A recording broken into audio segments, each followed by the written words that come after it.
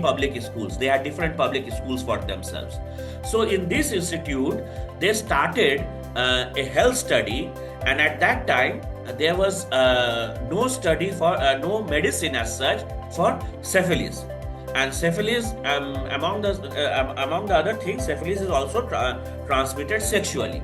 But remember that by 40s, 47, 45, antibiotics, especially penicillin, had come up in the picture.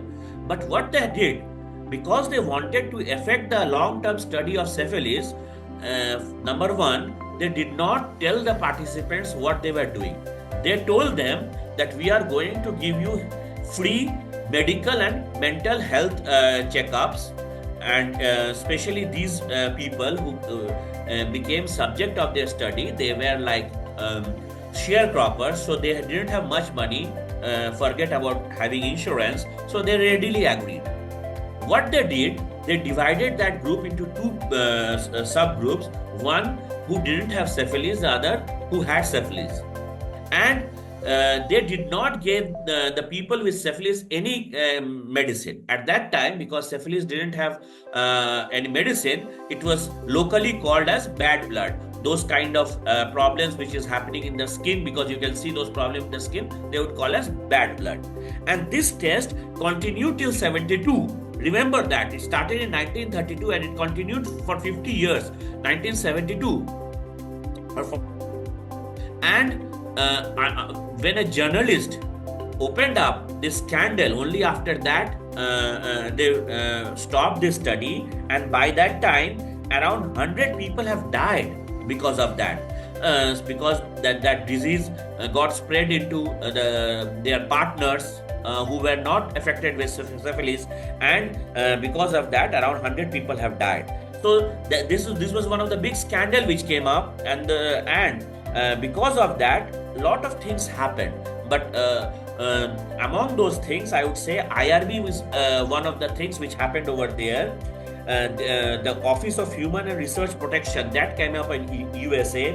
1979 Belmont report came up. I'm skipping myself fast, but I will come up on them.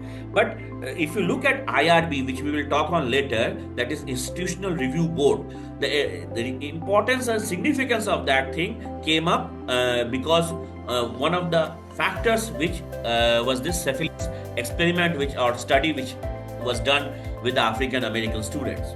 Okay, am I understandable? Is the crowd able to understand what I am saying? Just to get a feedback. Yes, sir. Please go ahead. Okay. So the next and most important thing, it comes up from the Nuremberg trial. We all know that after Nazi Germany got defeated, lot of scientists were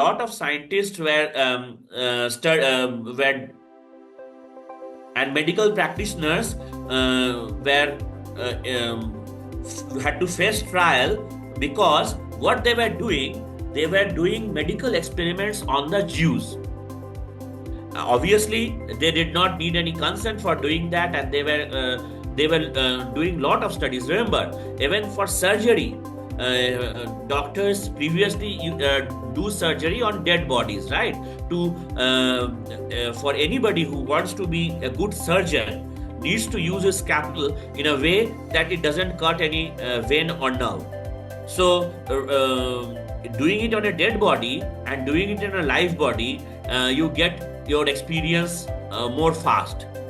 So besides that, they were doing a lot of experiments, like how long it takes a bone to mend, and all those kind of medical experiments which was done by the German scientists on human population. That became a very controversial topic, especially after the Nuremberg trials, which was held after the defeat of Germany.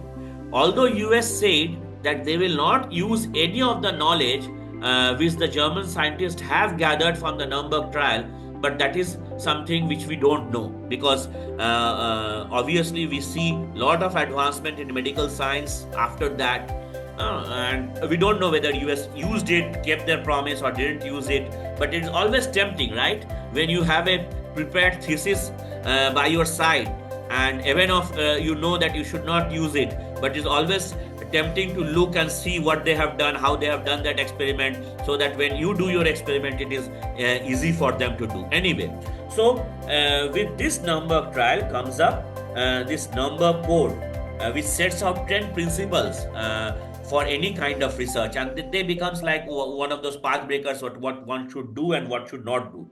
Among the important principles which this Nuremberg principle comes up with is, number one was voluntary consent.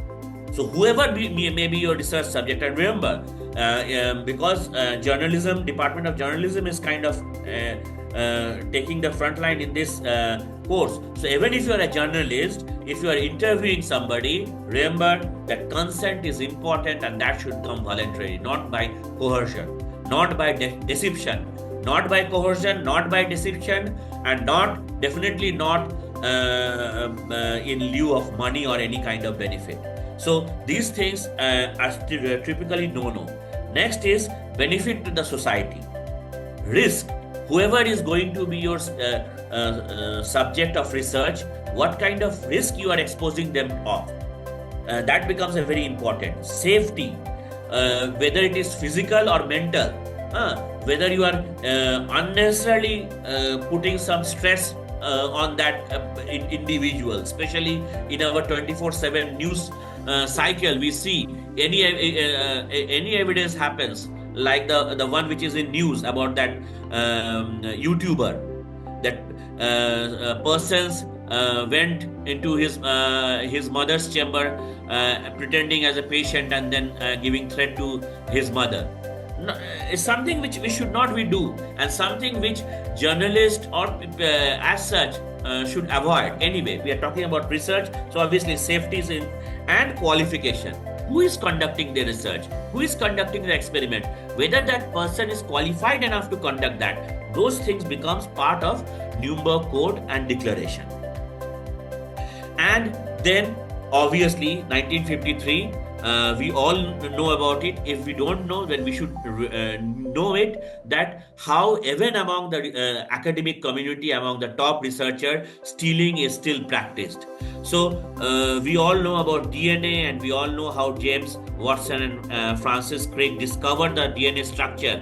But what we don't know, that another researcher, Rosalind Franklin, it was she who was working on the DNA structure. And one of the research assistant of Rosalind Franklin, who happens to be friend with Francis Crick, stole those research from her lab and gave them secretly to Watson and Crick. And they got all the name for discovering the structure of DNA, whereas Rosalind Franklin is nowhere in the picture. And even now, when we talk about Nobel Prize, sometimes this comes up that Rosalind Franklin should actually be recognized and given the Nobel for coming out with the structure of DNA, for which she should have actually been recognized. So this kind of academic stealing still happens. And from my own anecdote evidence, and I'm talking about IIT Bombay. So I had done my MPhil over there. So one of my friend, she was writing wonderful papers under her supervisor. And this supervisor, obviously a senior professor, I think at that time he was an assistant professor, he comes up and tells this friend of mine, "Hello, Miss X, don't you think it becomes too much monotonous if in both papers your name comes first? So let us do it like this. In one paper, I will put my name first, and in other paper, you put your name first." Remember, that professor enjoyed power relationship, because that professor, the student was working under him. And so if you tell your research scholar, whatever paper has been published, and you tell that I will put my name first, putting your name first means you are the primary author, which he was not. And this is something which happens, till date it happens. And we have to be very aware of those things, especially when we ourselves become research guides. We should at least remember those things and try not to do what has happened with us, especially given that we are now much more aware of things like that. Then comes 1966, where Henry Birch come up with lot of reporting about how non-ethical studies have been done in US.